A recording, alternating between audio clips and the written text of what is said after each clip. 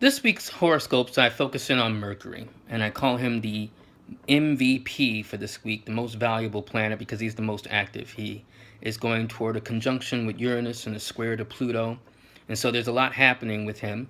A continuation of something that happened last week with Mercury going into what we call the superior conjunction, meaning that Mercury was having a full moon, if you will, a maturation of intentions that had been seeded back in January during his inferior conjunction, when he's actually retrograding back into the sun. And so now there's kind of a new development of thoughts and things that can happen a more objective, more contemplative way. And speaking of contemplative, I really wanted to talk to you about something that happened on Good Friday, last Friday. And that was Saturn going retrograde. And Saturn, I call the planet that sits your ass down.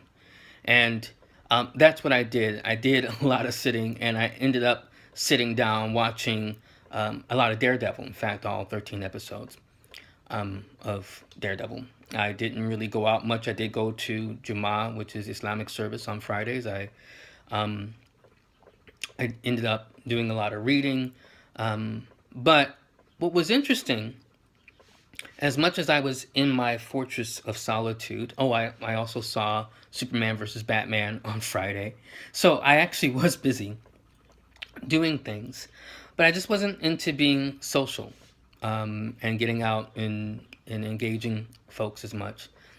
So I was in more my own Saturn withdrawal. And you can think of a retrograde planet as signifying how that planet works differently than it normally would. And one way you might frame that retrograde is to think that Saturn, the planet of structure, discipline, gets you to think differently, maybe even be innovative about how you approach all those things associated with Saturn, discipline. So as much as I was kind of a couch potato, I also was active in my house. I cleaned, I organized my closet, something that I hadn't done in a while. I also nailed about 2,000 words, did some work on my book, did a lot of reading, worked on my presentations for conferences coming up.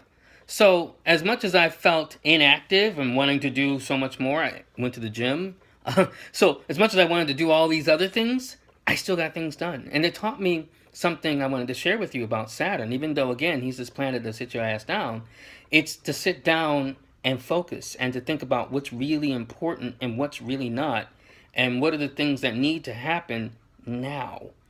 He gives us a way of thinking about the long-term dimensions of now, but really what's presented right in front of you and what you feel as important for you to do, whether that's nurturing yourself, sitting down, contemplating your thoughts, not getting caught up in what others say or what you should do, but the thing that needs to happen. One way in which we could frame what are called the malefics, Mars and Saturn, they often give us an impetus to think about what we need to do, what becomes necessity, what becomes important in the moment.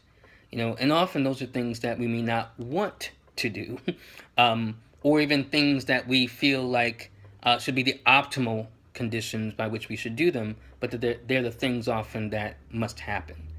So that's one of the messages I wanted to relay to you. It was interesting, again, that would happen on a day that many honor the death of someone viewed as the Messiah of the world, and being on the cross and finding one's cross, and knowing what one should put there.